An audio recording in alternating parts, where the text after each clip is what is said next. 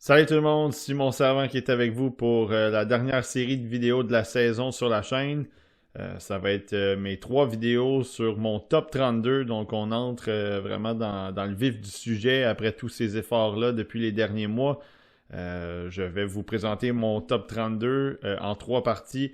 La première partie sera de 32 à 22, deuxième de 21 à 11 et finalement la dernière, ça va être le top 10 comme toutes les années.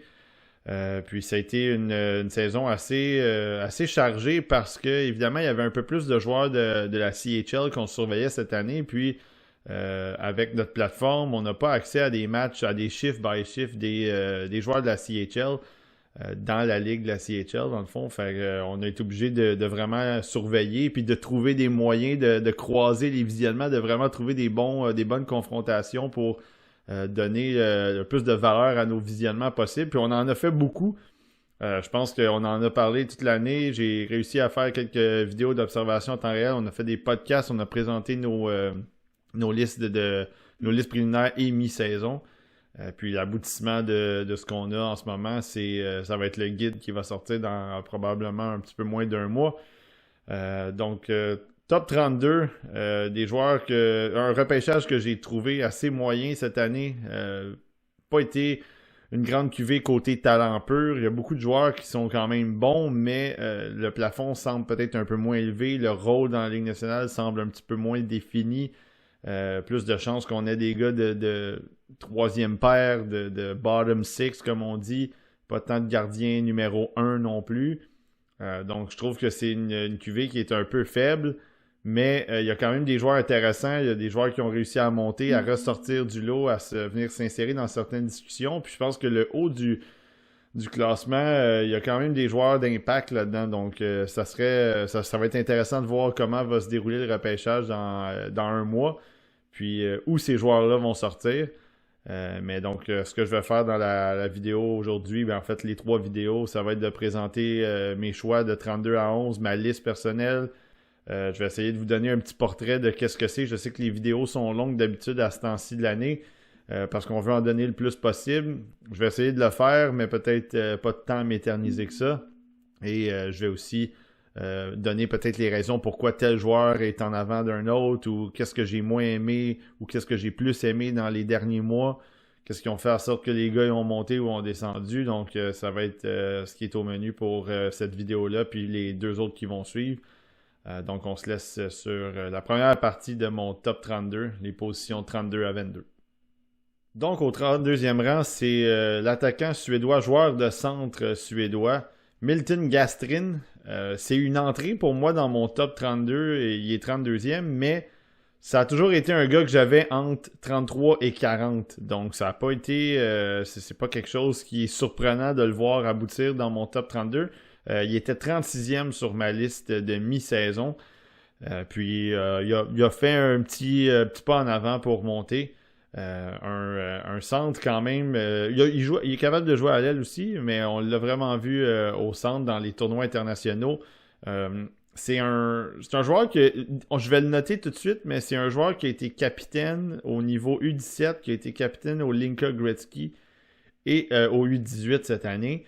Donc c'est quand même intéressant de voir ça. C'est un joueur qui a cette étiquette-là de leader, puis ça se voit beaucoup sur la patinoire de la manière dont il joue. C'est un joueur qui est très two-way, qui est très bon en attaque, qui est bon en défensive, qui est intelligent, qui coupe pas les coins ronds sur la patinoire. Je pense que c'est un joueur qui a un style vraiment professionnel, un style qui va très bien se transposer tant qu'à moi. Il a le gabarit à 6 pieds 1, 185, peut-être 190. Puis sa force, c'est ça, c'est qu'il est aussi capable d'utiliser son gabarit pour protéger les rondelles, pour travailler le long des bandes. Il a un bon coup de patin, donc beaucoup d'aptitudes qui sont bonnes. Je niaisais un peu, ou c'était un semi-niaisage, mais je trouvais qu'il me faisait penser un peu à qu'est-ce que j'avais vu de Jacob Delarose il y a de cela plus de 10 ans, c'était en 2013.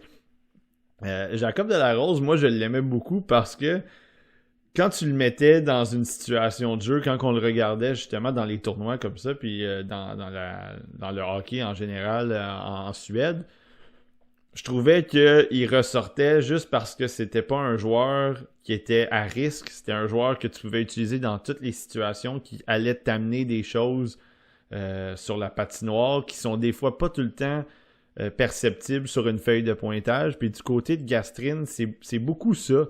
C'est le bâton est bon, les replis sont efficaces, l'échec avant. En fait, quand il se met en pression, c'est bien, c'est tenace, c'est rapide. Quand il y a la rondelle sur la palette, il prend le temps d'analyser le jeu, il prend le temps de regarder ses options. S'il fait une passe, puis ensuite de ça, le jeu se continue à se développer, il fonce au filet. C'est un bon joueur overall. Puis j'ai l'impression que ça va être un bon two-way dans la Ligue nationale. Je m'attends pas à ce que ça soit un joueur qui va produire beaucoup. Je sais que dans les tournois cette année, bon, il avait très bien ressorti au Linka Gretzky. Je pense que ça a été sa première carte de visite. Ensuite de ça, évidemment, dans la saison, dans la nationale avec Modo, il y a eu plus d'1 point par match. Mais quand on l'a ramené ensuite de ça au U18, encore une fois, ça a été un peu de production pour lui. On l'a vu, il jouait avec Klingsell notamment. Puis, donc la production semble intéressante quand tu regardes ça vraiment juste d'un point de vue statistique, là, de points par match, puis ainsi de suite. Mais je suis pas convaincu que ça va vraiment se transposer dans la Ligue nationale. Mais ce qui se transpose, comme je le mentionnais un peu plus tôt, je pense que c'est vraiment cette intensité-là, ce désir de faire une certaine différence sur la patinoire dans un style de jeu qui peut s'apparenter un peu à ce qu'on voit dans les séries. Je pense qu'il y a quelques joueurs des fois où on a l'impression que ils ont des moments, ils arrivent en série puis ils élèvent leur jeu d'un cran, puis peut-être pas toujours à cause des points, mais je pense que Gastrin, il s'insère bien dans cette discussion-là. Je le vois vraiment comme un centre de 3e trio, sinon un joueur polyvalent qui peut jouer au centre ou à l'aile sur un 4e trio. Je sais que ça n'a pas l'air sexy quand on dit ça, c'est un choix de première ronde, mais t'as des joueurs comme ça. Tu vas avoir besoin des joueurs comme ça dans la Ligue nationale, puis surtout en série. Tu as besoin d'avoir des gars comme ça qui sont capables de faire les petites choses un peu tannantes. Donc pour moi, j'ai pas nécessairement de choses négatives à dire sur Gastrin, outre le fait que le talent est pas si élevé que ça. Donc, tu sais, il est assez bon pour faire des jeux avec la rondelle, puis comprendre ce qui se passe, mais je pense pas que le niveau de talent est élite. Je pense pas que le niveau de talent est très élevé. Ce qui fait en sorte que ça devient un peu plus difficile pour lui peut-être de vraiment se démarquer par rapport à d'autres joueurs qui vont être devant lui dans ma liste. Il y a un bon lancer par exemple. Donc tu sais, quand il est capable d'avoir du temps pour décocher un lancer, c'est quand même très violent, c'est très dangereux. Je dirais pas que c'est un des meilleurs lancers du repêchage. En fait, je dirais pas du tout que c'est dans le top 10, dans le top 15, mais il y a cette touche-là qui fait en sorte que s'il y a de l'espace, il est capable de faire du dommage. Donc, Milton Gastrin, c'est mon choix au 32e rang. 31e rang, c'est un peu un joueur dans le même moule, un petit peu William Horcoff, qui a joué qui a joué en fait pour le programme au début, puis ensuite de ça, qui s'est inséré avec mon club, les Wolverines du Michigan dans la NCAA.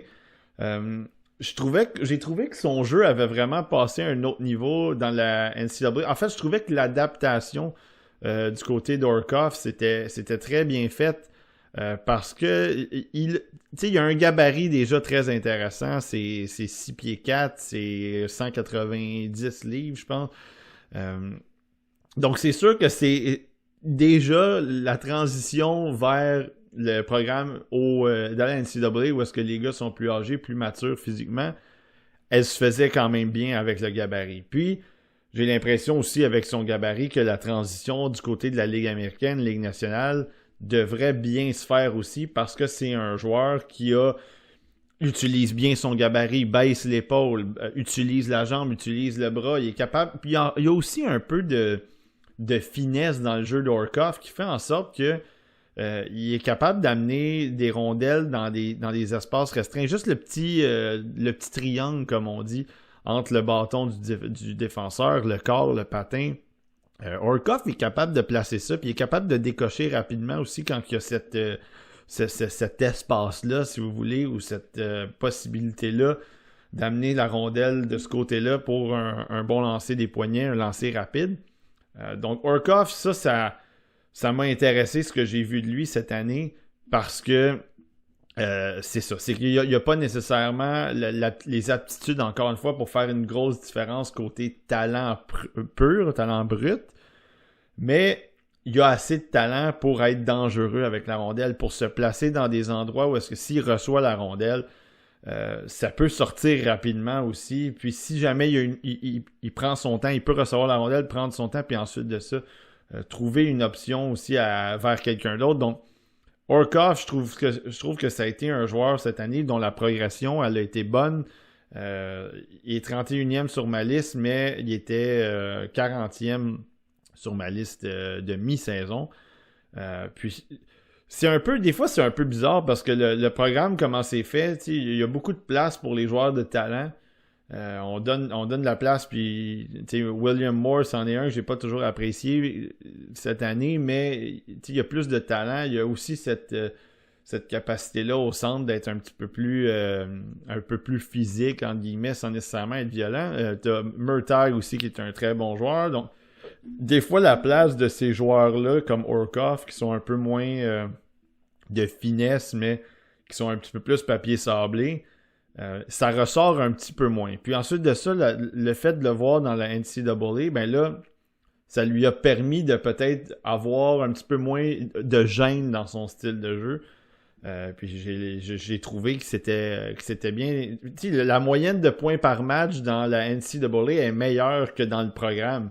Puis on s'entend que dans le programme, oui, ils vont affronter quelques équipes universitaires, mais ils affrontent aussi des équipes de la USHL. Donc, le niveau en théorie devrait être plus faible que la NCAA.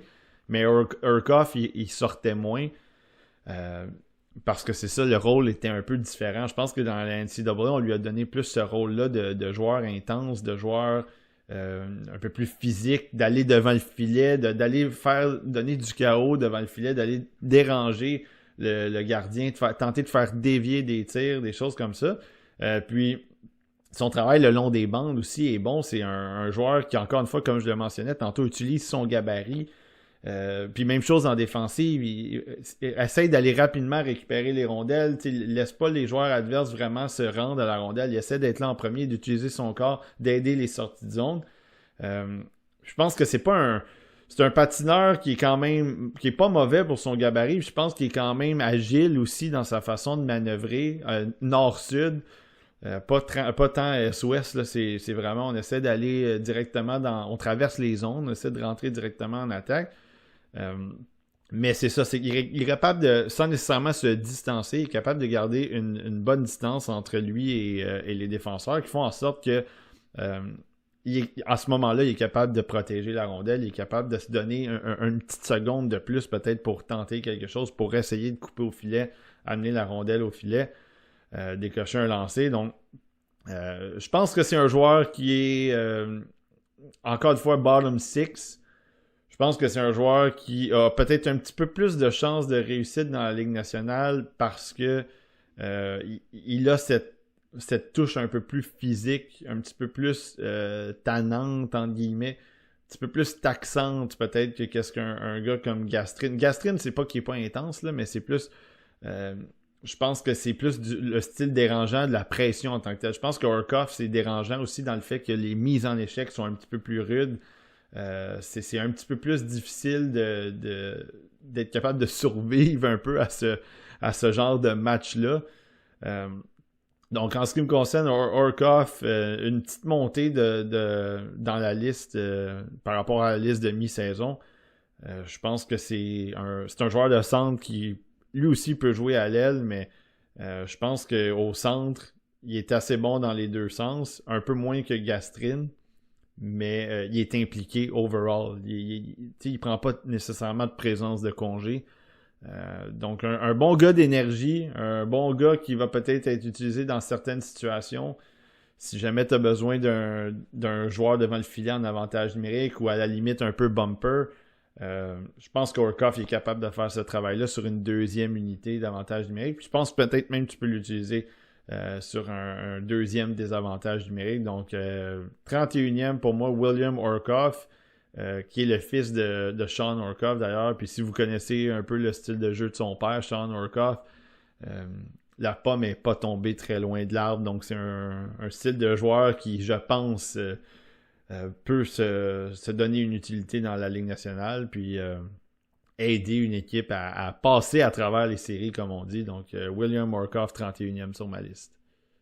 Au 30e rang sur ma liste, c'est Henry Brustevich. C'est un défenseur que vous avez peut-être vu, peut-être que vous l'avez vu toute la saison, mais il était à la Coupe Memorial parce qu'au moment où la vidéo va sortir, ça va être terminé. Mais en ce moment, les Knights de London sont invaincus en 2 matchs. Puis Henry Brustevich a réussi à quand même bien ressortir dans les 2 matchs. Il a même marqué un but. Donc, Henry Brustevich, c'est un peu bizarre parce qu'on avait scouté son frère Hunter Brustevich il y a de cela 2 ans.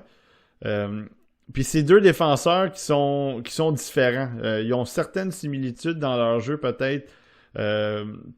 Côté un petit peu de transport de rondelles ou la première passe ou des choses comme ça. Mais Brustevich, c'est vraiment un gars qui est beaucoup plus défensif, qui est beaucoup plus physique, entre guillemets, que qu'est-ce qu'on avait vu de Hunter Brustevich. Puis l'année passée, on l'avait surveillé beaucoup l'année passée, Brustevich, évidemment, parce que il s'était, encore une fois, rendu à la Coupe Memorial. London avait gagné, évidemment, le championnat dans la OHL, avait passé à travers les séries assez facilement, un peu comme cette année. Puis, s'était incliné en finale de la Coupe Memorial contre Saginaw. Puis Brustevich avait eu un rôle un peu plus timide, un peu plus limité. Évidemment, il était un peu plus jeune aussi. Il a eu 18 ans cette année, au mois de février. Donc, le rôle était un petit peu différent. Cette année, on lui a donné ce rôle-là un petit peu plus comme un 3e, 4e défenseur. Puis il a bien ressorti. Il a amené une petite touche offensive qui était quand même appréciable. Même si c'était pas nécessairement de l'attaque. Les points en tant que tels qu'il a, Brustevich, c'est surtout dû au fait qu'il donne la rondelle ou les jeux simples. Il donne les rondelles aux joueurs qui ont besoin d'aller marquer, des joueurs de talent. Il se complique pas la tâche. La relance, elle est bonne. Les passes en zone offensive sont bonnes. Il laisse vraiment le travail... laisse faire le travail aux joueurs qui ont du talent. Donc, tente pas d'en faire trop avec la rondelle. Tente pas de faire des choses qu'il n'est pas nécessairement capable de réussir régulièrement. Prends ses options. Puis moi, je trouve ça bien. Parce qu'un défenseur comme ça, t'as besoin d'avoir cette attaque-là en toi. T'as besoin d'avoir cette capacité-là à faire bouger la rondelle, à faire progresser le jeu. Mais en même temps, c'est pas ton style d'être un joueur qui est flashy, un défenseur qui vient tricoter 2 ou 3 joueurs. Laisse ça à des joueurs qui ont plus de talent, puis concentre-toi vraiment sur ton jeu défensif. Puis ça, je pense que Brustevich, il l'a bien fait cette année. Il a joué quand même assez régulièrement. Il a été utilisé dans plusieurs situations, vraiment, avantage numérique, désavantage numérique, un petit peu moins en avantage numérique, beaucoup plus en désavantage numérique, parce que il y a ce gabarit-là. C'est un défenseur de 6 pieds 4, pèse, pas 6 pieds 4, mais 6 pieds 1 ou 2, puis pèse environ 194 livres, 195 livres. Gros gabarit, quand même physique, termine ses mises en échec, devient un petit peu taxant devant le filet, devient un petit peu difficile à jouer. Le bâton est bon. Il n'a pas peur de prendre la rondelle dans sa zone, de vraiment trouver, encore comme je le mentionnais, trouver des options. Puis ensuite de ça, si ça ne fonctionne pas, il est capable aussi d'amener la rondelle, d'utiliser son patin. C'est pas nécessairement un bon patineur, un excellent patineur, je devrais dire. C'est quand même un bon patineur. Récupère des rondelles. C'est pas un joueur qui est difficile à détester, qui est pas difficile à aimer, dans le fond, Brustevich, parce que il te donne dans ta zone ce que tu as de besoin, la stabilité, un peu de jeu physique, des sorties de zone faciles, des jeux simples le long des bandes, utilise la baie vitrée. Puis quand il s'en va en attaque, ben c'est un défenseur qui est capable d'utiliser son lancer aussi, même si encore une fois, c'est pas un lancer qui est si dévastateur que ça, mais il amène il envoie des rondelles au filet, décoche de bons lancers, des poignets sur réception, capable de faire bouger aussi un peu les boîtes, capable de travailler le long de la ligne bleue. Évidemment, il y a des joueurs qui sont meilleurs que lui dans l'équipe. Je pense à Sam Dickinson notamment, qui, évidemment, avec la rondelle, il est de loin supérieur à Broustevic, mais quand que tu embarques Broustevic sur la glace, c'est pas nécessairement... Tu perds pas nécessairement de la qualité offensive. Oui, tu vas avoir moins de niveau offensif, mais ton attaque va quand même continuer à produire. Il a joué avec Jacob Julian, qui est son défenseur. Donc, je pense que les deux ont réussi à très bien travailler ensemble. Un petit peu plus, des fois, Julian y allait un petit peu plus à l'attaque, Broustevic restait en arrière. Dernièrement, si vous avez regardé le match de la Coupe Memorial, le deuxième match, il a marqué un but, Broustevic, trouvé une petite pochette, décoche un bon lancer des poignets. Donc, overall, je pense que c'est un défenseur qui a encore une fois, un potentiel plus limité côté offensif. Je pense pas que ça va être un gars de 40 points dans la Ligue nationale, mais si jamais il te donne un genre de 25 points, puis solide dans sa zone physique, joue bien dans les situations clés, dans les moments clés dans un match, capable de matcher les joueurs offensifs de l'autre côté. Tu lui donnes un bon 20 minutes, mettons, là, de 19-20 minutes de qualité, joue sur le désavantage numérique. Je pense que ça peut être un bon 5e défenseur, peut-être 4-5 défenseurs. Je pense qu'il y a peut-être un potentiel d'être un 4. Mettons, le plafond serait peut-être 4e défenseur. Je le verrais plus comme un 5e, tant qu'à moi, mais un 5e utile. Donc, pas juste un gars qui est là, puis il joue pas sur l'avantage numérique, il joue pas sur le désavantage numérique, il fait juste faire son chiffre régulier à force d'égale. Je pense que Broustevic, il y a certaines situations où tu pourrais l'utiliser parce qu'il y a aussi un petit peu de créativité en lui, un petit peu de patience avec la rondelle, d'intelligence, de vision du jeu. Donc, offensivement, il y a peut-être un petit peu de ça aussi à amener.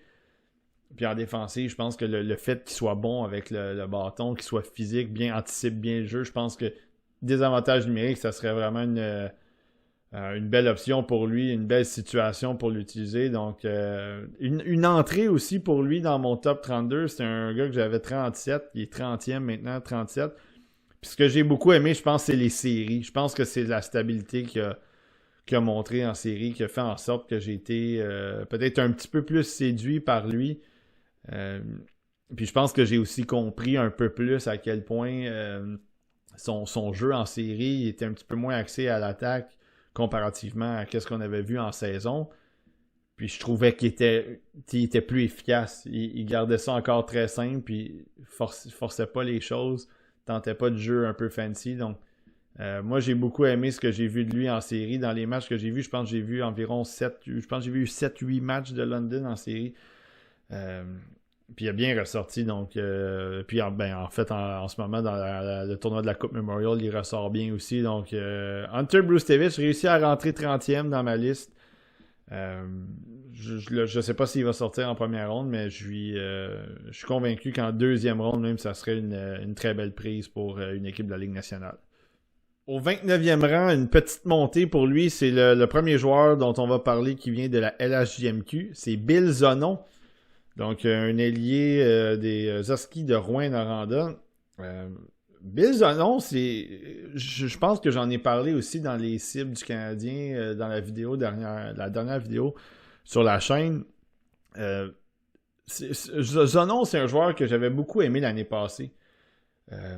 Pour un joueur qui était à sa saison moins draft moins 1, là, je trouvais qu'il avait été vraiment solide, il avait été très, très, très efficace sur la patinoire, très tenace. Puis en début de saison, j'ai trouvé qui s'était un peu éloigné de ce jeu-là. Pas nécessairement qu'il était pas efficace puis que ça allait pas bien du côté de Zonon, mais je le trouvais peut-être un petit peu moins... d'avoir un peu moins d'impact sur la patinoire. Puis comme j'en ai parlé dans la vidéo des cibles du Canadien, c'est Seb qui nous a fait la mention que il avait appris, ou en fait il avait lu que Zonon se mettait beaucoup de pression sur lui pour performer, pour ressortir auprès des recruteurs puis des dirigeants de la Ligue nationale. Puis je pense que peut-être que le début de saison vient expliquer peut-être à quel point le début de saison était un petit peu plus timide. Ensuite de ça, vraiment, il a réussi probablement à ressortir un petit peu ce stress-là, cette nervosité-là. Il a décidé d'enlever ça un peu de sa tête. Puis, il a joué avec beaucoup plus de liberté, tant qu'à moi. Il a été jumelé avec Vero et Steiner. Ensuite de ça, évidemment, les trios ont changé. Steiner a été bougé. Puis bon, mais Zonon, moi, je trouve que tout est dans l'implication de ce joueur-là sur la patinoire. Je trouve que tant en offensive qu'en défensive, il est près de la rondelle, il est près du joueur qui possède la rondelle. Souvent très actif.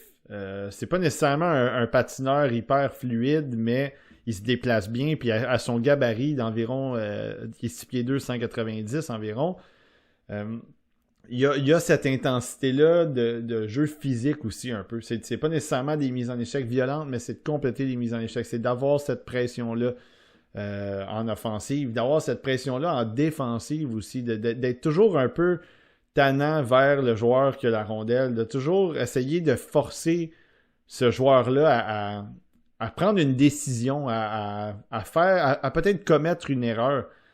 Donc moi je trouve que du côté de Zonon, c'est vraiment là où il a vraiment ressorti cette année. Si, mettons, j'exclus les points puis le jeu offensif, là, je vais y revenir un petit peu plus dans quelques instants, mais vraiment l'aspect moteur qui roule, l'aspect de toutes les présences sont importantes, toutes les présences il essaie de faire une différence. Des fois, ça ne fonctionne pas tout le temps, mais l'effort est là.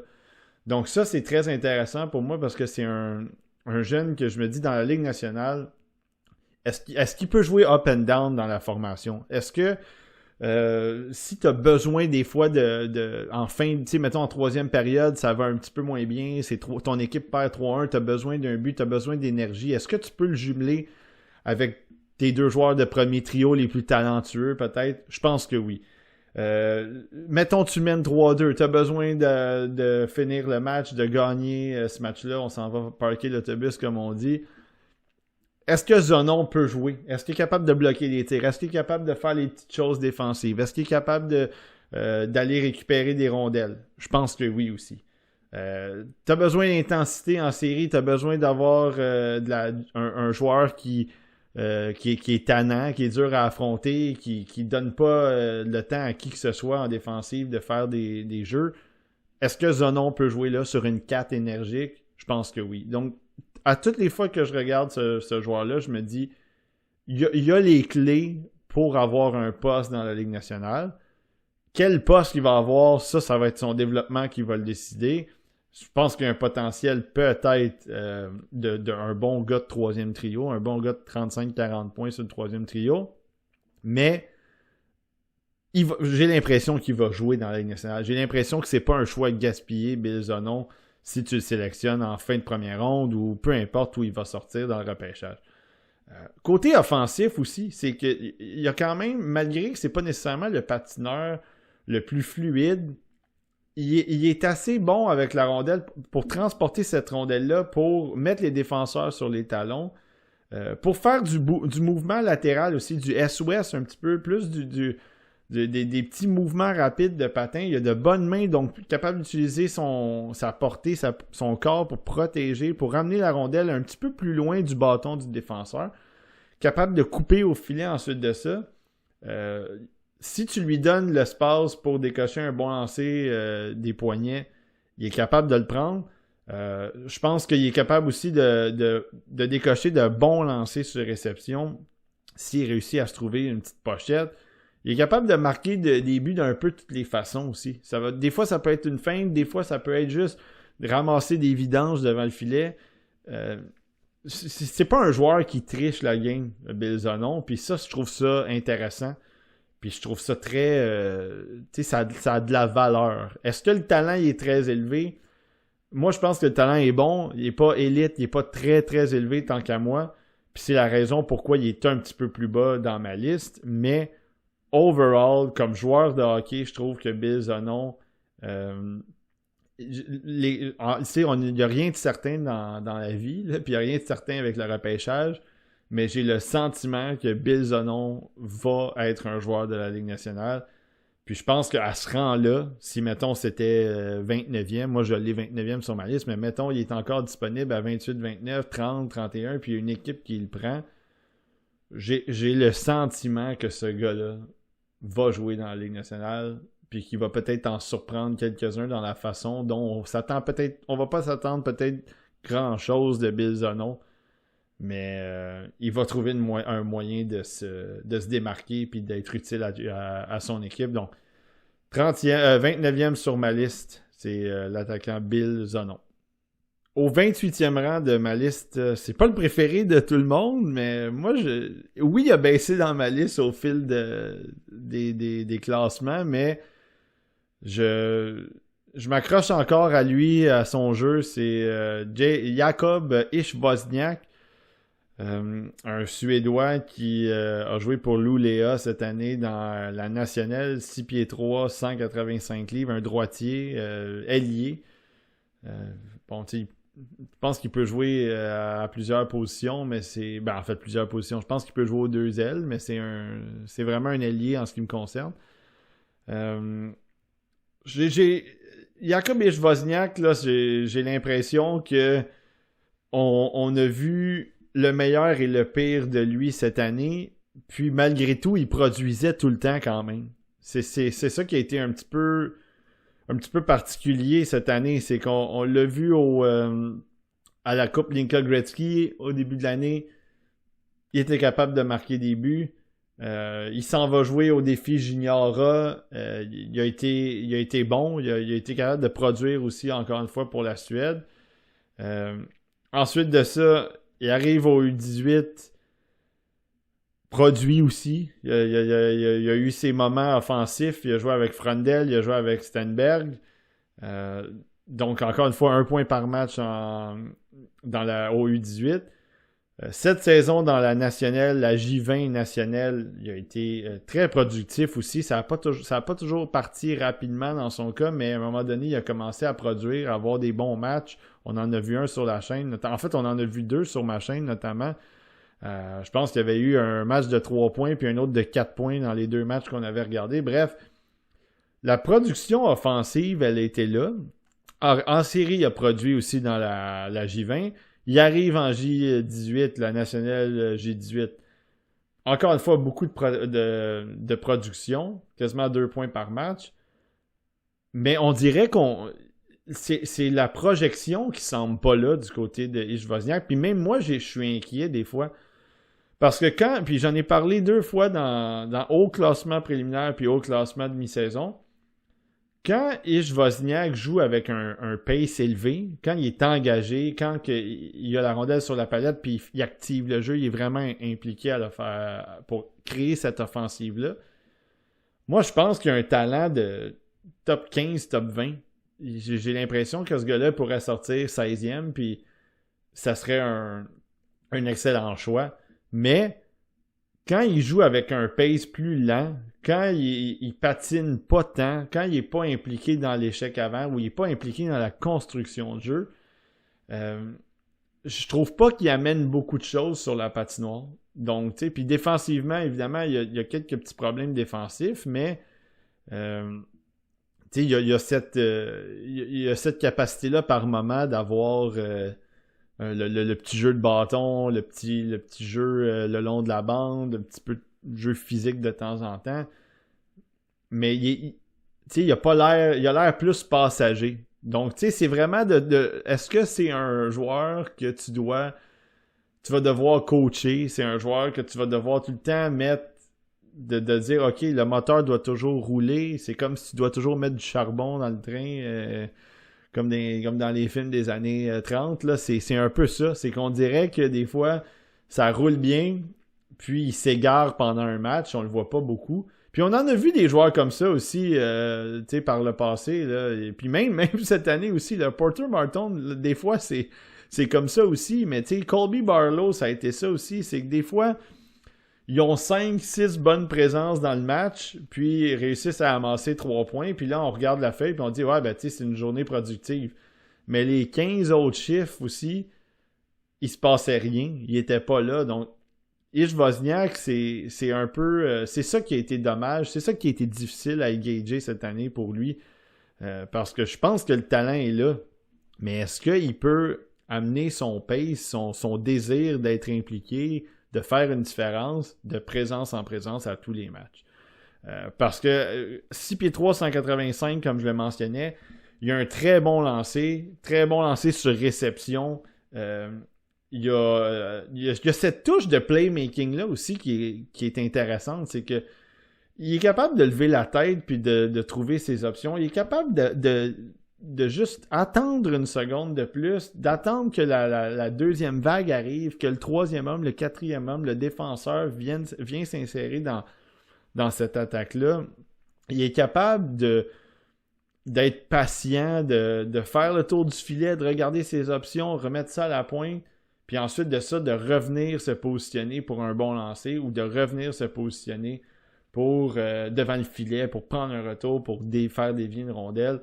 Je trouve qu'il patine quand même bien, même si c'est pas encore une fois un patineur incroyable. Donc ça, c'est sûr que ça va être amélioré aussi, mais il y a les mains quand même rapides, agiles. Donc les habiletés fines sont là, les habiletés techniques avec le lancer, elles sont là aussi. Mais là, ça reste juste une question de vouloir plus que d'autres. Parce que Ish Wozniak, j'ai l'impression que dans une hiérarchie d'équipe, il y a un potentiel peut-être de jouer sur le deuxième trio, mais il va se faire dépasser peut-être par d'autres joueurs parce que l'autre joueur, qui est peut-être moins talentueux, va vouloir plus que lui. Donc là, ça va être le côté développement va être là parce que l'équipe qui va le repêcher va devoir juste lui faire comprendre qu'il ne peut pas juste flotter sur la patinoire, puis encore moins dans la Ligue nationale, ça pardonne pas. Mais je pense qu'il y a une équipe qui va être capable de le développer. Le talent est là. Mais tu sais, j'ai failli le mettre derrière. Je suis passé proche de le mettre derrière Zonon. Parce que je trouve que Zonon a un potentiel peut-être plus sûr d'atteindre la Ligue nationale. Mais je me suis dit, je vais respecter le plafond de Ish Wozniak parce que je pense que Ish Wozniak, il y a l'avantage côté offensif à long terme, je pense, pour la Ligue nationale. Mais il y a de bonnes chances que ça devienne un bust Ish Wozniak. Puis, mais rendu à ce rang-là, tu sais, bon, est-ce que c'est un boss qui fait moins mal que si tu le sélectionnes sixième, mettons? Mais il y a vraiment une chance qu'une équipe gaspille un choix de première ronde avec ce gars-là. Puis j'ai l'air de pas, tu sais, encore une fois, là j'en parle, puis j'ai l'air de pas être élogieux envers lui, puis peut-être qu'il y a des gens qui vont essayer de comprendre pourquoi je l'ai 28e, mais c'est ça, c'est que je pense que tout au long de l'année, je m'attendais à avoir un gars de top 15, puis je l'ai pas vu assez souvent. Mais moi, Wozniak, je l'aime quand même. Je pense qu'une équipe qui a un deuxième choix de première ronde, ça devient un beau pari. Puis ensuite de ça, ben tu t'espères pouvoir... Tu sais, le côté défensif, puis bon, ok, peut-être que tu peux laisser ça un peu plus de côté, mais vraiment s'assurer de travailler sur son intensité puis son engagement général, son implication sur la patinoire. Donc, Jakub Ish Wozniak, qui est au 28e rang de ma liste. Au 27e rang sur ma liste, c'est l'attaquant américain Jack Murtaugh. J'en ai parlé quelques fois. Je pense qu'on en a parlé dans le prelim ou assurément au mid. Moi, je trouvais que c'était le meilleur joueur du programme.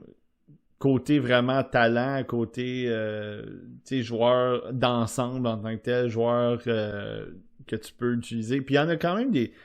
Tu sais, je sais que j'ai été critique envers Moore, puis il y a Cole McKinney qui me fait pas tant capoter non plus, même si je trouve que c'est un bon joueur.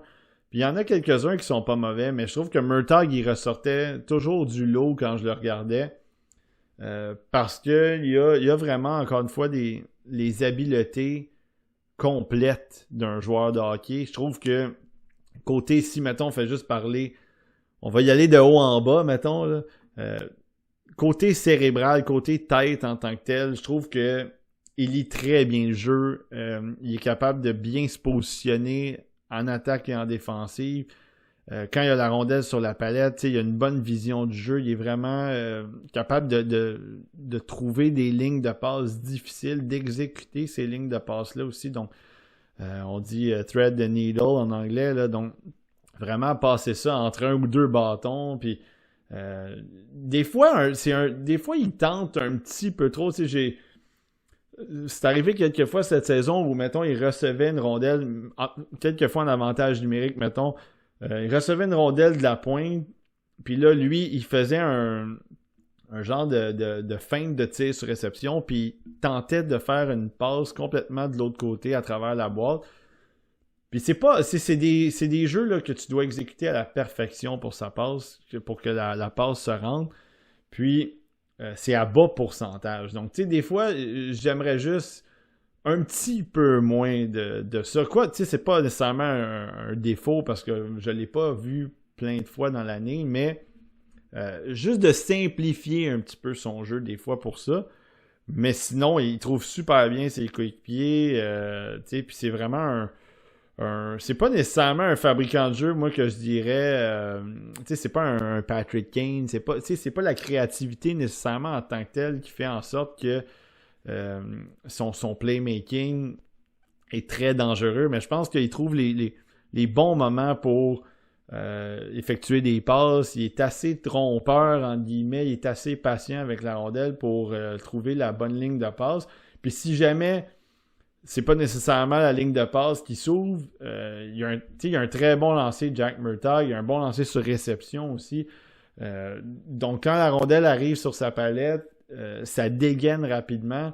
Puis, il y a cette possibilité-là de faire du dommage un peu en solo, entre guillemets. Donc, tu sais, s'il est capable d'utiliser son corps, sa vitesse, parce qu'il a un bon coup de patin aussi. Il y a les habiletés, encore une fois, lui aussi, pour se détacher peut-être d'un défenseur, pour se donner un petit espace de plus, une petite ligne de plus. Puis ensuite de ça, il coupe au filet. Ou même, on l'a vu des fois même essayer des tourniquets ou rôder près du filet un peu, tenter des petites manœuvres, des petites feintes rapides du revers ou des choses comme ça. Donc, le talent de Murtagh, les mains de Murtagh, ils sont bonnes. Il y a beaucoup de... Il est intense, il est engagé aussi, il est présent sur la patinoire. Tu le vois assez rapidement, tu le vois beaucoup quand il y a la rondelle. Tu reconnais son style, tu reconnais un peu sa façon d'aller nord-sud aussi. J'ai trouvé que Murtagh cette année, c'est ça, c'était le joueur qui je trouvais qu'il se compliquait pas la tâche quand il jouait. C'était vraiment du jeu. T'essaies d'y aller nord-sud, t'essaies d'y aller un petit peu plus en moins de finesse, un petit peu plus tannant, un petit peu plus de jeu simple. Avec ta force, avec ta vitesse. Puis, je pense que c'est un joueur qui a beaucoup la rondelle sur la palette. Même si c'est pas le centre, c'est le joueur c'est l'aile, c'est l'ailier, mais il garde cette rondelle-là sur la palette, crée beaucoup de choses, fait reculer les défenseurs. Donc, pour moi, ça a été un gars qui a bien ressorti cette année dans un programme qui était faible. C'est un programme qu'on a eu des difficultés à apprécier, nous, cette année. En tout cas, moi, je ne veux pas mettre tout le monde dans le même panier, mais moi, ça a été difficile. Puis il a été capable de ressortir de match en match. Puis on attendait un peu sa présence parce qu'il avait manqué des matchs en début de saison. Puis on avait hâte de le revoir aussi, puis de le voir à l'œuvre en tant que tel. À 6 pieds 1, 200 livres, il y a le gabarit pour vraiment attaquer les défenseurs, l'échec avant en tant que tel. L'échec avant, ça pourrait être peut-être un petit peu mieux. Les mises en échec, compléter cette pression-là, ça pourrait être un petit peu mieux. Mais j'ai pas détesté son jeu cette année dans le programme. Si vous vous souvenez, pendant le challenge là, entre la CHL et le programme, c'était un des meilleurs joueurs du programme dans ces deux matchs-là. C'était le seul qui semblait, ou en tout cas peut-être pas le seul, mais un des seuls qui semblait être capable d'élever son niveau avec des joueurs de talent du côté de la CHL, les Misa, les Martone, Schaefer, peu importe, là. Sans nécessairement dire qu'ils se sont affrontés ou quoi que ce soit là, pendant le match, mais c'était le seul joueur qui semblait être capable de rester dans ce niveau de jeu-là de façon continue, de façon constante, qui était capable d'un peu exploiter certains défenseurs de la CHL. Donc, puis cette année, au U18, ça a été quand même intéressant. C'était pas nécessairement le joueur clé.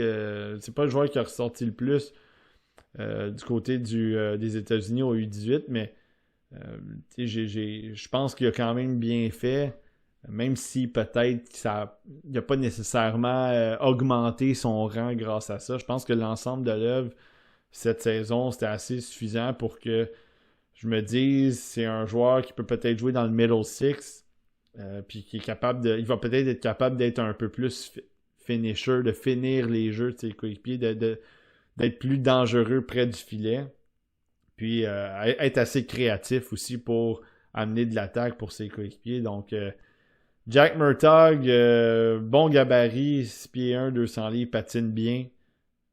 Donc je pense qu'il y a, à partir de là, il y a toujours quand même une place pour ces gars-là dans la Ligue nationale, même si tu réussis pas à te tailler une place sur les deux premiers trios. Je pense qu'il y a toujours une place quand même pour des gars qui ont cette intensité-là sur le bottom six. Donc à voir pour lui, mais pour moi, c'est le meilleur joueur du programme cette année, puis c'est le seul que je vais avoir dans mon top 32. Donc Jack Murtaugh, 27e sur ma liste.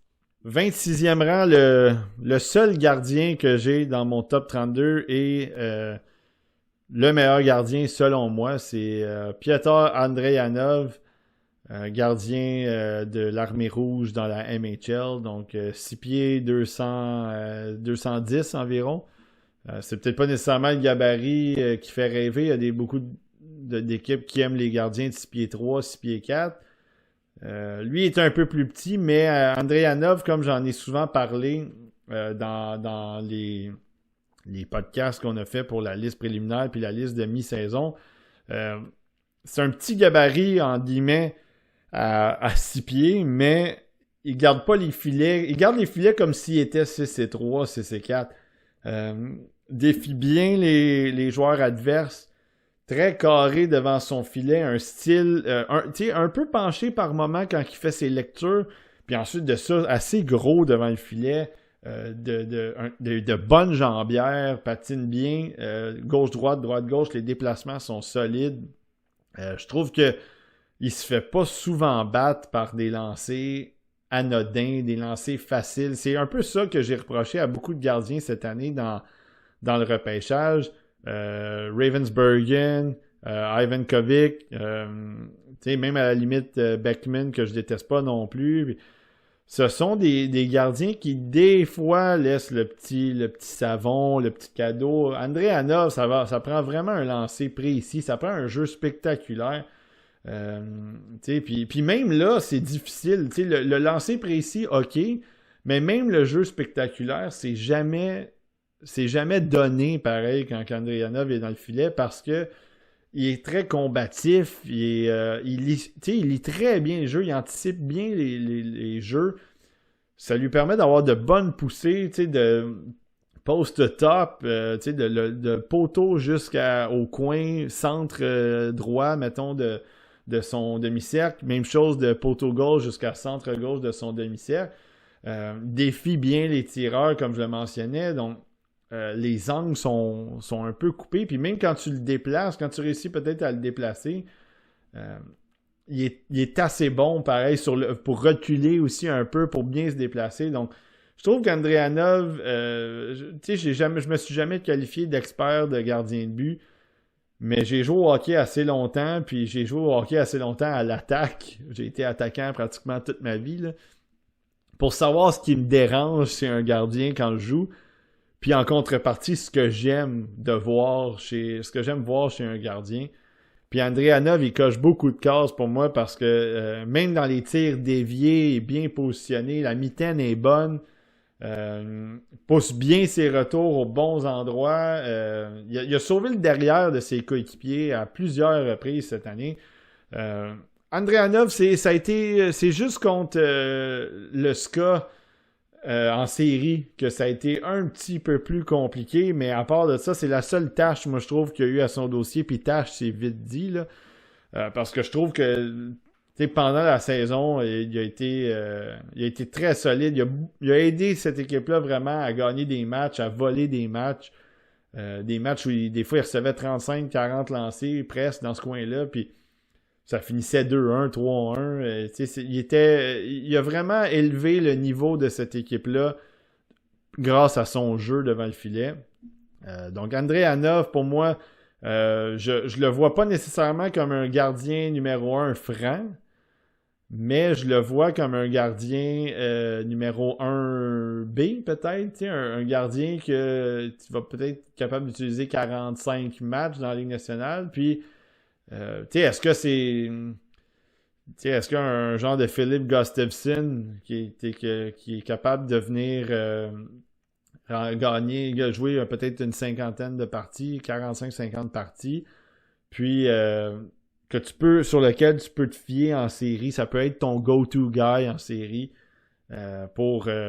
justement pour s'assurer que ton équipe ait quand même un bon niveau devant le filet. Donc très peu de choses négatives à dire d'un gars comme ça, Andrianov, à part le fait que ça serait bien qu'il soit 3 pouces de plus, qu'il mesure 6 et 3, 6 et 4, mais sinon, moi je trouve que devant le filet, c'est un beau pari. Je l'ai trouvé plus stable que Ravensburgen, tant qu'à moi. Je l'ai trouvé plus stable, en fait, puis il y a le gabarit aussi, que Ivan Kovic qui était un peu plus petit.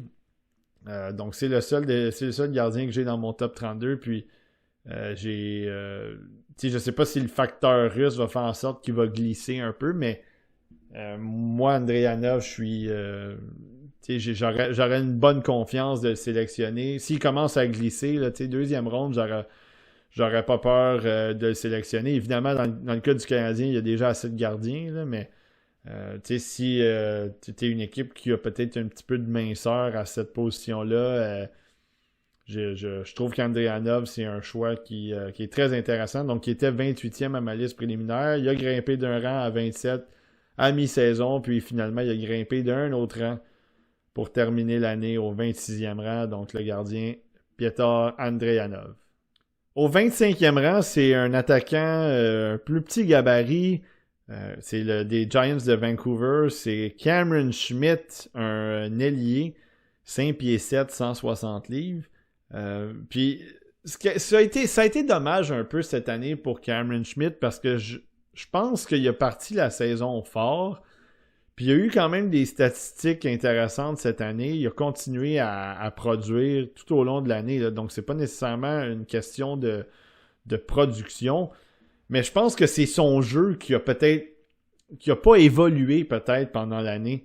Puis qui a fait en sorte que ça a été un peu compliqué pour moi de le laisser un peu plus bas. Parce qu'en série, il a été productif. C'est 9 points en 5 matchs en série, 4 buts. Cette année, il a marqué 40 buts dans la WHL en 61 matchs, 78 points. Mais j'ai pas aimé la façon dont les derniers mois se sont passés pour lui, au-delà des points. Là. Je trouve que Schmidt a été un peu selfish par moment. Il a forcé beaucoup de lancers. Il a forcé beaucoup de jeux individuels. Puis c'est un peu dommage parce qu'il y a quand même une qualité de passeur, Schmidt. C'est pas nécessairement un grand fabricant de jeu, mais tu sais, si tu lui donnes une bonne ligne de passe, il est capable de la faire, cette passe-là. Il est capable de trouver son coéquipier, puis de faire des passes dans l'enclave ou de faire des passes pour des occasions de marquer, que ce soit au cercle ou au top du cercle, peu importe. Il est capable de le faire. Puis il l'a montré cette année. Mais encore une fois, c'est quand il force le jeu ça devient problématique. C'est quand il est selfish, quand il a une occasion de passer la rondelle, puis il décide de garder la rondelle, de décocher un lancer c'est pas la bonne décision. En fait, c'est toujours une bonne décision de prendre un lancer, mais dans les circonstances, c'est pas la meilleure décision. C'est pas la décision qui peut t'amener à un meilleur pourcentage de chances de marquer des buts. Puis souvent, dans les 2 derniers mois de la saison, j'ai remarqué ça du côté de Schmidt. Puis je l'ai même remarqué aussi au U18. La rondelle mourait souvent sur sa palette. Puis même là, après, en récupération de rondelle, c'est que Schmidt il est capable d'être physique. Puis il est capable de donner des mises en échec. Tu sais, pound for pound, là, livre pour livre, il est capable de donner de très solides mises en échec. Puis il est capable d'être un peu limite salaud sur les bords pour son gabarit. Mais quand il n'est pas capable de gagner des rondelles le long des bandes, quand il n'est pas capable d'appliquer la pression en attaque puis de récupérer ces rondelles-là, c'est difficile de créer quelque chose avec ce joueur-là parce que là, il devient uniquement l'arme pour tirer. Il devient uniquement le gars à qui tu dois finir le jeu. De prendre cette rondelle-là, lui donner puis il va tirer. Parce que sinon, s'il est impliqué dans l'attaque, s'il est impliqué tu lui donnes la rondelle, mettons en zone neutre, il y a la vitesse vraiment pour contrôler la rondelle. Il y a la vitesse de main aussi, donc combiner le patin et les mains pour faire mal paraître des défenseurs. Des fois, il se blottit derrière les joueurs, est capable d'aller en échapper, sort de belles feintes, il a un bon lancer, donc c'est sûr et certain que là, si tu lui donnes l'occasion de tirer, ça rentre. Un très bon lancer des poignets, surtout très violent. Je trouve qu'il vise beaucoup le haut du filet, mais quand même, il y a eu le pourcentage de réussite quand même cette année. Là, 40 buts, c'est quand même pas rien. Donc, il amène beaucoup de rondelles au filet de par son lancer, mais des fois, c'est pas toujours la bonne décision. Puis il est très axé sur l'attaque, évidemment. Des fois, il trichait, comme je le disais, ou il était prêt à partir pour aller en échapper. Donc, défensivement, ça doit se corriger aussi. Mais en même temps, est-ce qu'à 5 et 7, 160 livres, qu'est-ce que tu peux demander de plus à ce joueur-là en défensive? Parce que le côté physique, visiblement, ça ne fonctionnera pas. Donc, il doit être un peu plus sournois, il doit être un petit peu plus malin, un peu dans sa façon d'approcher les joueurs, de les surprendre un petit peu, d'arriver un peu dans un angle un petit peu plus difficile pour les joueurs. Mettons, tu es un attaquant, tu veux récupérer la rondelle, tu es un peu de dos au jeu, tu te retournes, s'il arrive avec cet angle-là, il peut placer son bâton, il peut placer son corps, patin, peu importe. Puis en plus de ça, si tu lui demandes de finir sa mise en échec, mais à quel point ça va être taxant peut-être défensivement. Donc, il est à risque de ce côté-là. Mais la production offensive, elle est là parce que il y a toujours quand même du danger avec son lancer. Il y a toujours du danger avec la rondelle sur la palette. Mais c'est la décision, c'est la prise de décision qui doit être meilleure, c'est cette vision-là. Il doit prendre le temps vraiment d'analyser ce qui se passe devant lui plutôt que de forcer quelque chose rapidement. Puis c'est ça qui a été malheureux de mon côté, c'est que là, ça a glissé un peu à cause de ça. Parce que là, j'ai l'impression que son plafond dans la Ligue nationale commence à diminuer petit à petit à cause de ça. Parce que il n'y a pas les qualités pour devenir un bon passeur dans la Ligue nationale. Un passeur vraiment de ligne de passe difficile. Là. Si le gars il est près de toi puis tu trouves l'option puis tu lui donnes, c'est tant mieux. Mais encore une fois, est-ce qu'il va prendre cette décision-là? Ça, c'est un autre débat. Cameron Schmidt, pour moi, c'est un gars de troisième trio. Mettons tu veux le mettre sur un troisième trio. il a quand même l'énergie puis un peu de physicalité pour venir faire du trouble dans la zone offensive. Ça, pour les défenseurs, ça va toujours être quand même un petit peu tannant pareil, même si c'est pas physique. Mais tu vas toujours devoir le surveiller, en guillemets. Mais puis évidemment, il y a les capacités offensives aussi pour peut-être marquer un 18-20 buts dans la Ligue nationale. Même s'il y a un plus petit gabarit, parce qu'il y a ce flair offensif-là quand même. Mais ça prend d'avoir des joueurs vraiment... ça te prend d'avoir deux joueurs plus gros gabarit, deux joueurs plus sérieux dans leur approche offensive et défensive, joueurs plus professionnels un petit peu plus, pour, je pense, aider Schmidt à vraiment être le joueur abouti qu'il peut être dans la Ligue nationale. Parce que sinon, ça va être un peu plus compliqué, à mon avis, de le voir produire régulièrement dans la Ligue nationale. Je l'ai mis un petit peu plus haut que Murtagh et Wozniak. Je pense que c'est plus le fait qu'il y a toujours ce danger-là offensivement. Les autres, ils vont pouvoir peut-être aider un petit peu plus en défense. Ben, pas Wozniak qui n'aidera pas en défensive, là, mais ça, c'est un problème. Mais Murtagh, il peut peut-être un petit peu plus t'aider en défensive. Mais je pense que le danger offensif il est peut-être un petit peu moins présent que Cameron Schmidt. Mais s'il a fallu que j'arrête la chute à un moment donné aussi, parce que Schmidt, je trouvais que ça devenait un peu brutal. Là. Il est passé de 14 à 18 à 25.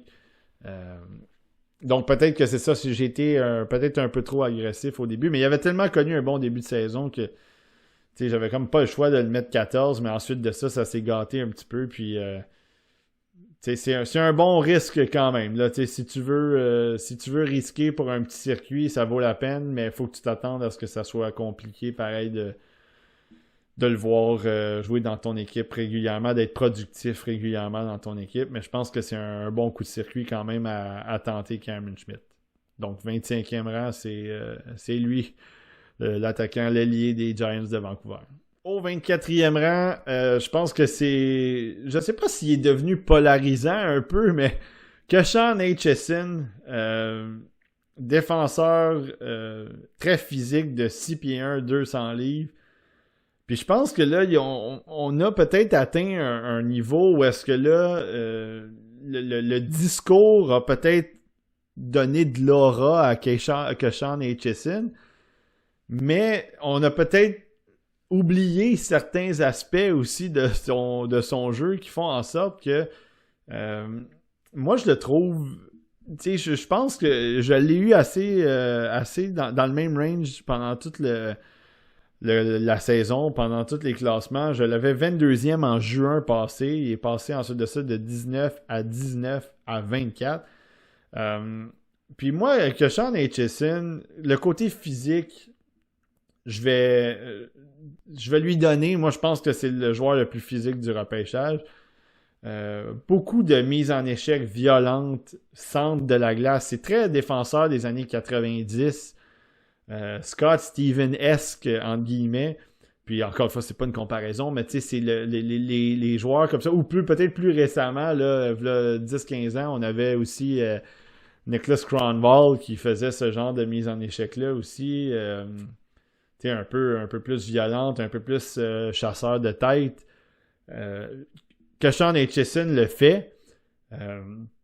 Puis il le fait quand même très bien. Tu sais, quand il décide d'en aligner un, puis qu'il décide de vouloir lui faire mal, de le pincer, tu sais, ça fait mal. Il rentre dur, il rentre carré, il rentre physique. Tu sais, sa technique de mise en échec, elle fait mal. Le problème avec ça, c'est que Keshawn Aitchison, il se fait ramasser beaucoup aussi. Tu sais, on en a parlé dans notre chat, nous. Là, si vous le regardez jouer, là, il se met souvent à risque aussi. Puis c'est souvent des fois en cherchant la rondelle près de lui ou en tentant de faire une manœuvre, la tête basse. Il se fait connecter aussi quand même beaucoup. Près de son filet aussi, le long des bandes.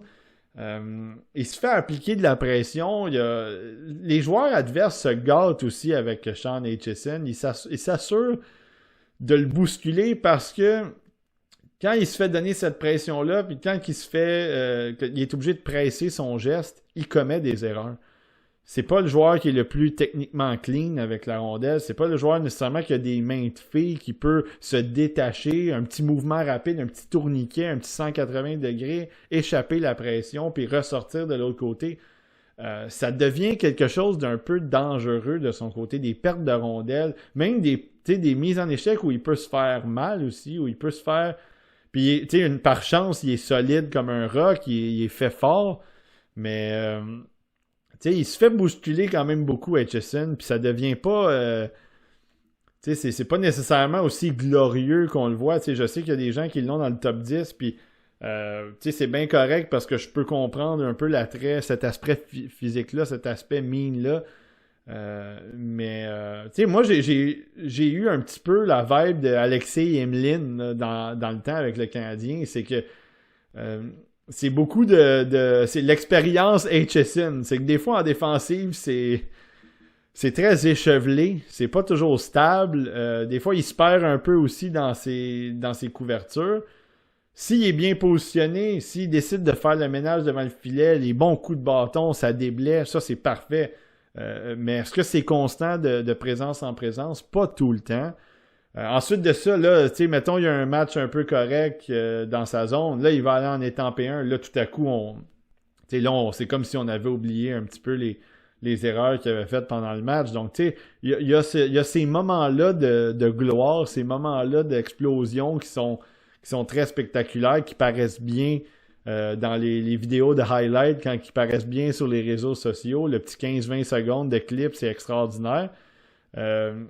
Mais c'est ça, faut faire attention. Il jette les gants, il est capable de donner de livrer de bons combats, mais il n'a pas gagné tous ses combats non plus. Là. Il s'est fait bousculer, il s'est fait donner quelques bonnes mornifs. Donc, c'est vraiment, est-ce que dans la Ligue nationale, il va être capable de jouer ce style-là pendant 19-20 minutes, pendant 82 matchs de saison, pendant whatever le nombre de matchs de série? C'est pas facile. C'est pas facile sur le corps. C'est pas facile sur la concentration. Tu dois toujours être au sommet de ton art. Puis tu dois toujours être prêt à accepter ces contacts-là, puis les joueurs qui vont te cibler aussi. Donc, tu sais, il est pas au niveau physique d'un Radko Gudas, mettons, côté illégalité, mais il est capable de donner des coups d'épaule, très violents, mais tu sais, va falloir qu'il fasse attention à qui il target, puis qui il pince aussi, parce que ça peut virer rapidement. Dernier point que je veux parler sur Aitchison, c'est que là, on a regardé son attaque, puis là, on s'est dit, c'est un défenseur offensif. Il y a au-dessus de 20, je pense qu'il y a 26 buts cette année, il y a près de 60 points en saison. Il y a eu encore une fois de la production en série. Moi, j'ai l'impression que Aitchison, oui, il a un bon lancer frappé, puis il est capable de trouver les bonnes les bons espaces, la petite zone tampon, si vous voulez, pour produire. Mais j'ai l'impression que de son côté, cette attaque-là, elle est beaucoup due au fait qu'il joue dans du junior. J'ai l'impression que ça ne va pas se transposer dans la Ligue américaine ou dans la Ligue nationale, parce que dans le junior, avec son gabarit, il est capable d'être un petit peu plus... il est capable de venir s'insérer dans les endroits. Ça, il les reconnaît, mais un peu plus difficile à contrer. Devant le filet, des fois, il arrive devant le filet aussi, vient rajouter un troisième homme ou un autre homme dans l'enclave ou dans ce coin-là. Ça l'aide beaucoup. Je pense qu'il n'est pas nécessairement super bon pour bouger sur la bleue. Je pense qu'il est capable de le faire, mais c'est pas nécessairement une de ses qualités premières. Donc, il peut s'en sauver un petit peu dans la OHL, le tight roping, comme on dit, sur la ligne bleue. Donc ça, il peut s'en sauver, mais dans la Ligue nationale, je pense que les patineurs sont meilleurs. Les joueurs défensifs ou les joueurs qui jouent, mettons, en désavantage numérique ou qui jouent à 5 contre 5 sont un petit peu plus intelligents pour bloquer les tirs, un petit peu plus intelligent pour couper cette ligne de tir-là. Puis je pense qu'ils vont être un petit peu moins intimidés par lui. Un petit peu plus de pression aussi offensive sur lui quand il va récupérer la rondelle le long des bandes, quand il va devoir prendre une décision à la ligne bleue. Donc je pense que son attaque va probablement diminuer de moitié. Puis je pense pas que c'est un gars qui va générer de l'attaque. C'est pas nécessairement un défenseur qui a une excellente relance non plus, puis qui a un transport de rondelles élite. Puis il est capable de le faire, mais je dirais pas que ça fait nécessairement partie de son ADN, ça fait pas nécessairement partie de son jeu en tant que tel.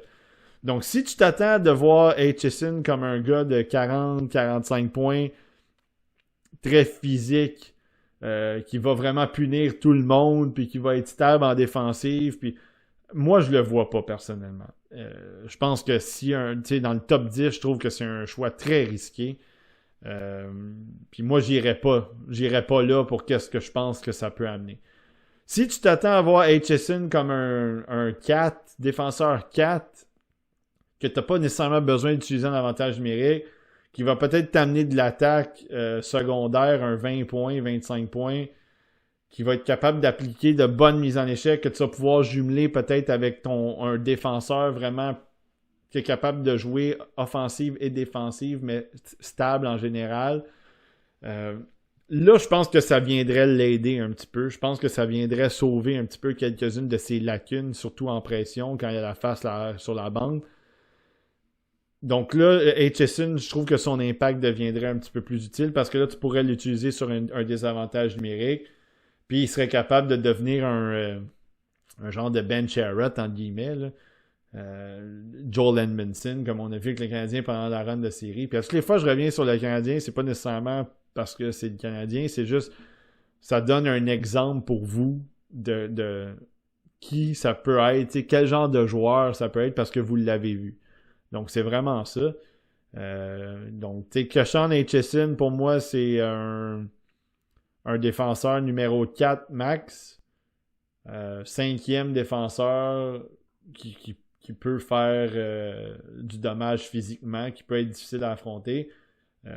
La valeur de Sean Aitchison va se compter en série. C'est en série que la valeur va être importante à voir parce que s'il n'est pas capable de stabiliser la défensive, s'il n'est pas capable de vraiment rendre ça difficile de rentrer dans la zone, puis rendre ça difficile d'accéder au filet, d'accéder à l'enclave, il n'y a pas le jeu général pour vraiment sauver les meubles, je pense, à l'attaque, puis tout ça. Donc, c'est là où la valeur de Aitchison pourrait monter. S'il est très solide en défensive puis en série, je pense que ça pourrait mériter un choix top 15, mais moi, je suis pas rendu là, puis je suis pas nécessairement convaincu avec la fin de saison que j'ai vue, même si, encore une fois, les points ont été là. Je trouve qu'il s'est fait exploiter un petit peu par moment en série, donc... mais c'est un bon défenseur, puis je pense qu'encore une fois, à ce rang-là, si ça devait sortir dans ce coin-là, c'est pas du tout risqué tant qu'à moi. Donc, que Sean Aitchison, défenseur des Colts de Barrie, c'est mon joueur au 24e rang. Au 23e rang, c'est l'attaquant des Royals de Victoria, Cole Reshney. Cole Reshney, moi, je l'aime beaucoup dans la façon dont il joue parce que c'est un joueur intelligent, c'est un joueur qui a du talent, c'est un bon fabricant de jeu. Je me reconnais un peu dans mon style en Cole Reshney parce que c'est un joueur qui va penser vraiment aux autres quand il joue le match. Il est capable de s'adapter au style de jeu. C'est pas nécessairement... s'il faut jouer offensif, il est capable de vraiment produire. Il est capable de créer des choses, d'être très dangereux offensivement. Puis, si on demande d'être un petit peu plus sérieux, de laisser un petit peu les points aller, puis vraiment se concentrer vers le jeu sérieux, le jeu two-way, le jeu simple, moins risqué, je pense qu'il est capable de le faire aussi. Puis la raison pourquoi je dis ça, c'est que dans la série contre les Chiefs de Spokane, quand il devait matcher Berkeley Catton, on voyait que l'attaque, quand il y avait des endroits où il pouvait exploiter l'attaque, quand il y avait la possibilité de prendre la rondelle puis d'exploiter les joueurs ou les risques un peu que des gars comme Catton puis Crystal qui étaient à l'attaque, d'exploiter un peu le fait qu'il était appris à contre-pied ou quoi que ce soit, je pense qu'il a été très bon. Cole Rechny, de ce côté-là, moi, j'ai rien à dire. Ces séries ont été excellentes. Puis, c'était pas nécessairement à cause des points. Parce que, comme je disais, quand ça a été le temps de matcher Berkeley Catton, il s'est servi de son intelligence. Il s'est servi de sa façon dont il pouvait lire le jeu, son anticipation, sa reconnaissance de qu'est-ce qui se passe, de c'est quoi le prochain jeu. Un peu comme aux échecs, c'est de savoir est-ce que la passe va aller de ce côté-là. Est-ce que je peux faire un mouvement de bâton? Est-ce que je peux faire un petit déplacement qui va me rapprocher de peut-être empêcher un tir sur réception ou quelque chose comme ça. Donc je trouvais que c'était là qui ressortait beaucoup Cole Rechny. Puis ça compensait un peu pour son patin un peu plus timide, entre guillemets. Parce que c'est pas un mauvais patineur, Cole Rechny. Puis c'est pas un... Tu sais, il est agile, puis il est quand même fluide dans son patin, puis ça, c'est tout à fait correct. Mais moi, je trouvais que des fois, son patin le limitait un petit peu dans ses replis de temps en temps ou dans ses contre-attaques. Donc, tu sais, des fois, c'était pas nécessairement... c'était pas facile pour lui de vraiment relancer cette attaque-là. Pas tout le temps, encore une fois, là, je veux pas dire que c'était juste ça, mais il y a eu des moments où parfois la relance, elle était un petit peu plus compliquée parce qu'il n'y avait pas ce foot speed-là vraiment pour se détacher de tous les défenseurs, de tous les joueurs, des replis. Et il n'y avait pas ce foot speed-là aussi pour mettre les défenseurs sur les talons. Mais, encore une fois, c'est le fait d'être intelligent avec la rondelle, d'avoir la tête haute, d'avoir la vision. Donc, si ça ne fonctionnait pas en attaque, au lieu de forcer les choses, là, il refaisait un petit demi-tour. Là, il gardait la rondelle sur la palette. Puis, il utilisait ses coéquipiers.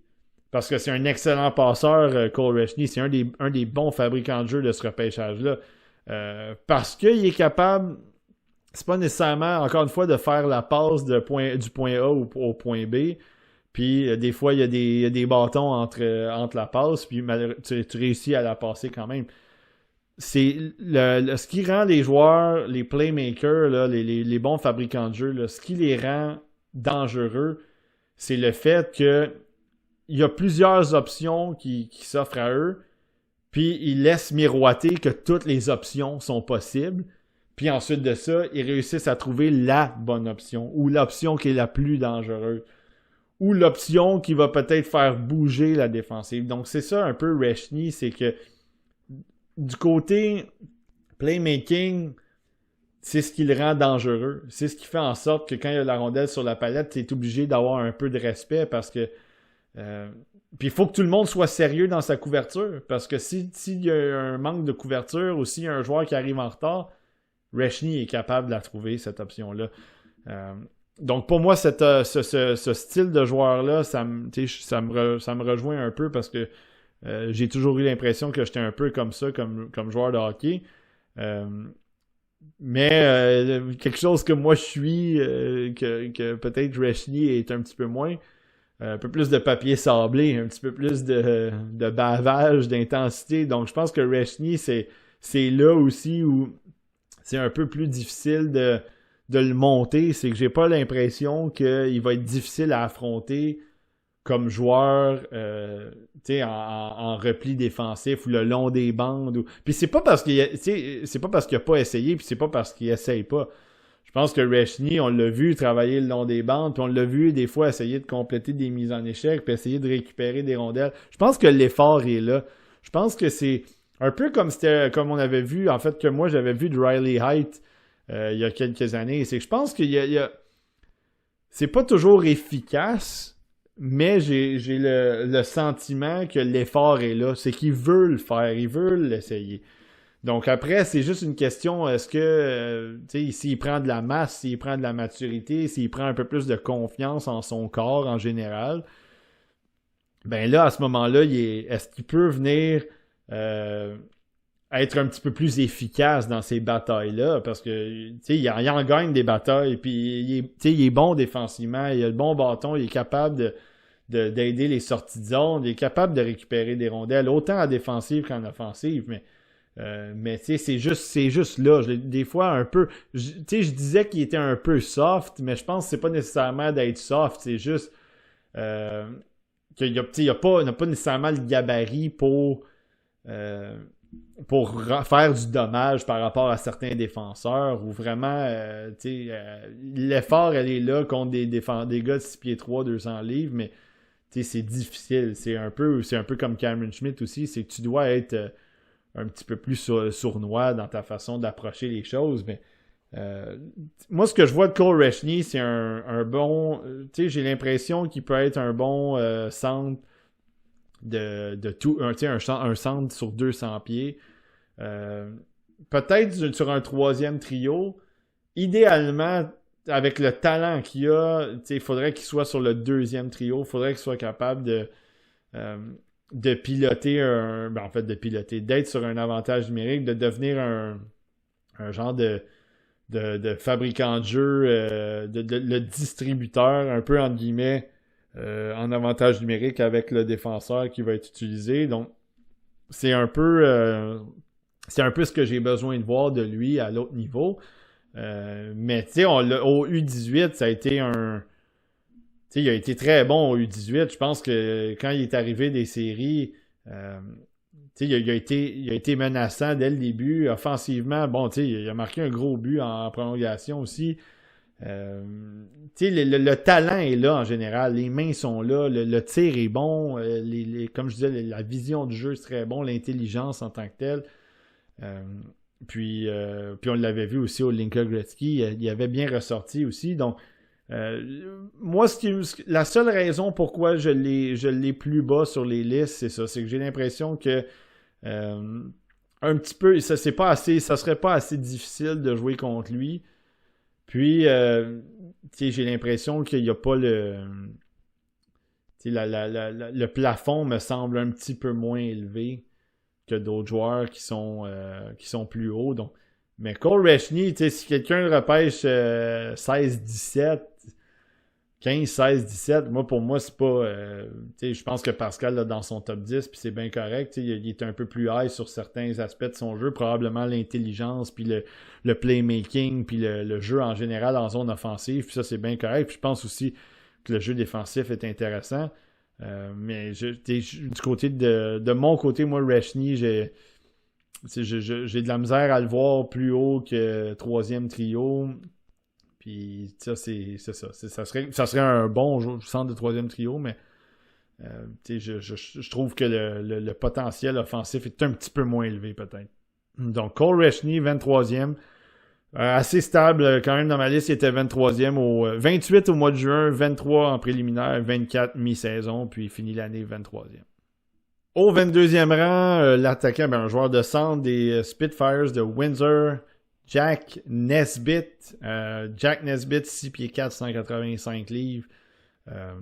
Gros gabarit. S'en sert bien aussi, d'ailleurs. C'est un joueur qui a été très impliqué le long des bandes, très impliqué devant le filet.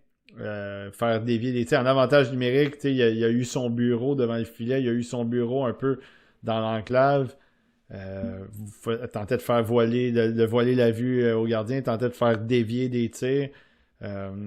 Défensivement aussi, il sort, c'est ça, il ressort bien défensivement parce que le jeu le long des bandes est bon. Un bon bâton, il se replie bien.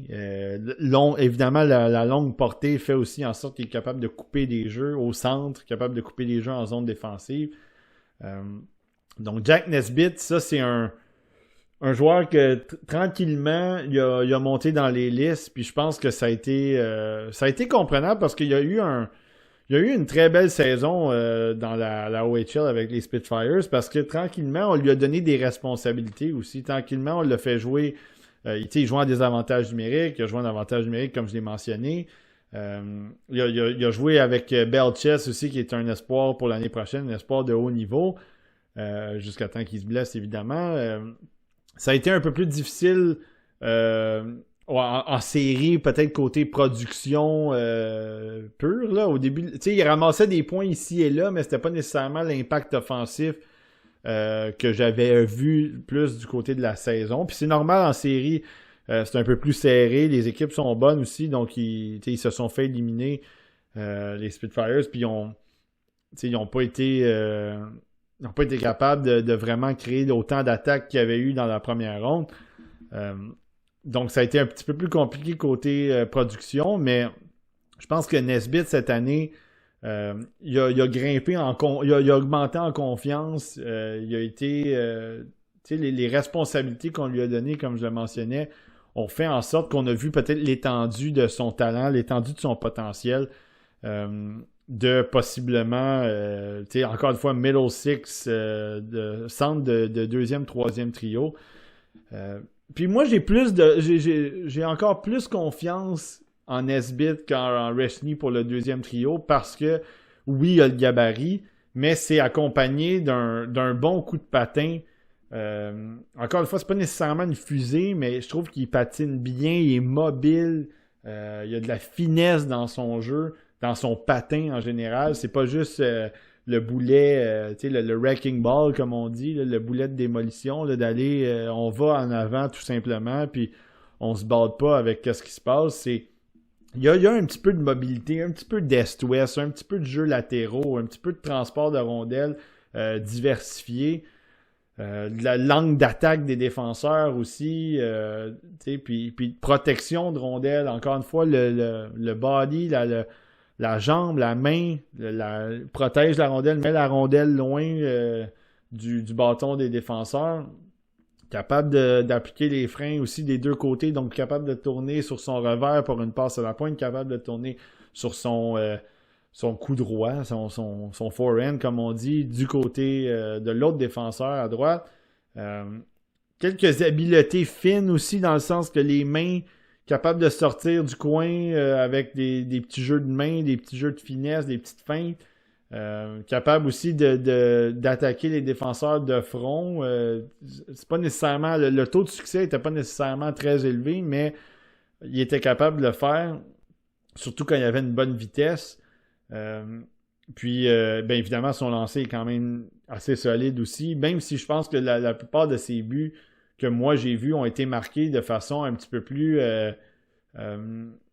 je vais dire simple entre guillemets là, mais c'est pas le bon terme dans le sens que c'était pas juste un lancer au filet, mais il a complété une manœuvre, le lancer, il a pas eu besoin de décocher un gros lancer frappé, il a pas eu besoin d'avoir une grosse cuillère là, un gros retour à l'arrière pour son lancer de poignet, des poignets. C'était vraiment compléter les jeux, prenait des retours, faisait dévier des tirs, donc c'était des buts un petit peu plus travailler, entre guillemets, sans nécessairement avoir les habiletés pures pour marquer ces buts-là.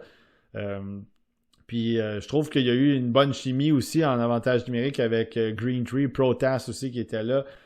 Donc je trouvais qu'il y avait une bonne connexion entre ces joueurs-là, ce qui me laissait croire que Nesbitt avait cette capacité-là d'être... il y a cette vision-là, d'avoir cette patience-là sur la patinoire. De pas nécessairement prendre le jeu, le seul jeu qui s'offrait à lui, puis d'essayer de faire bouger un peu la défensive, essayer de faire bouger les boîtes, puis ensuite de ça, de changer de position, de quitter la foile pour aller se positionner devant le filet, de quitter l'arrière du filet pour revenir un peu dans la position comme bumper, en guillemets, dans l'enclave. Donc, de ce côté-là, Nesbitt, moi j'ai l'impression que c'est du développement, ça va continuer à être du développement de son côté. Mais la base, elle est déjà là, à mon avis. Puis je pense qu'il y a beaucoup de polissage à faire, mais le polissage va en vouloir la peine parce que le plafond est quand même assez élevé du côté de Nesbitt parce que c'est un joueur que tu vas pouvoir encore une fois utiliser contre n'importe qui, n'importe quand. Puis dans toutes les situations, encore une fois. deux petits points, moi, que j'ai un petit peu moins aimé cette année du côté de Nesbitt. Ben, je les ai pas aimés, mais c'est des points mineurs, là. Je trouvais que des fois, sa façon d'approcher les défenseurs, la feinte, c'était souvent une feinte du revers. C'était souvent tenté de revenir à l'intérieur. Puis, tu sais, ça marche de temps en temps, puis c'est correct, mais c'est que là, tu t'exposes sur ton revers, puis des fois, c'est un peu difficile de garder cette rondelle-là sur sa palette ou de vraiment avoir parce que tu utilises ta portée pour garder la rondelle, mais après, de la ramener sur ton coup droit pour tenter un lancer, c'est un peu plus compliqué. Puis si tu n'as pas l'agilité ou la vitesse vraiment élite pour tenter cette manœuvre-là, c'est difficile de mettre vraiment un défenseur sur les talons. Donc, beaucoup de fois, je trouvais qu'il sortait, puis c'était un peu... c'est une perte de rondelle, une feinte qui n'était pas tout à fait à point. Le deuxième petit point, j'ai trouvé souvent qu'il avait la tête basse aussi.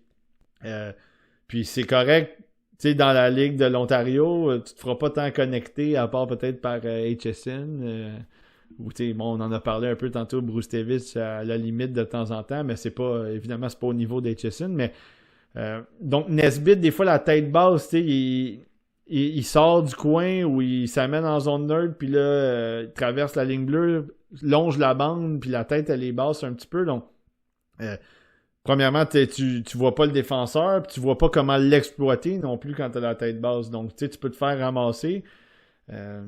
Donc, ça, c'est des petites choses que j'ai notées cette année. Encore une fois, c'est pas à tous les matchs ou c'est pas quelque chose qui nécessairement était très problématique, mais c'était quelque chose que je pense qu'il va devoir améliorer aussi dans son jeu. Puis encore une fois, ce sont tous des projets, là, ce sont tous des joueurs qui vont s'améliorer.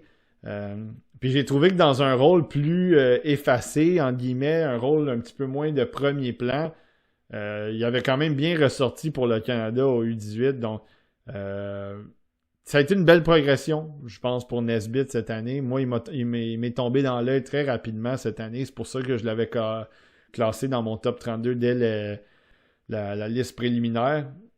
Puis, j'ai hâte de voir vraiment à quel point il va prendre encore plus de maturité, puis encore, il va prendre plus d'explosion offensive l'an prochain. Alors que il y a probablement Green Tree puis Protas seront probablement plus là. Ben, Protas assurément parce que je pense qu'il était à sa dernière année de la OHL, mais Green Tree aussi, il y aura plus besoin de revenir dans la Ligue nationale, dans la Ligue de l'Ontario. Donc c'est ça. Je trouve que c'est un bon joueur. Puis même Protas, c'est vrai, je pense qu'il y a une autre année, mais je le verrais plus dans la Ligue américaine tant qu'à moi. Même chose pour Green Tree. Donc, j'ai hâte de voir si Nesbitt va avoir un rôle encore plus prononcé à l'attaque l'année prochaine avec son draft plus 1. Donc, le fait d'avoir été repêché, de voir si ça va augmenter sa confiance. Donc, au 22e rang, Jack Nesbitt sur ma liste.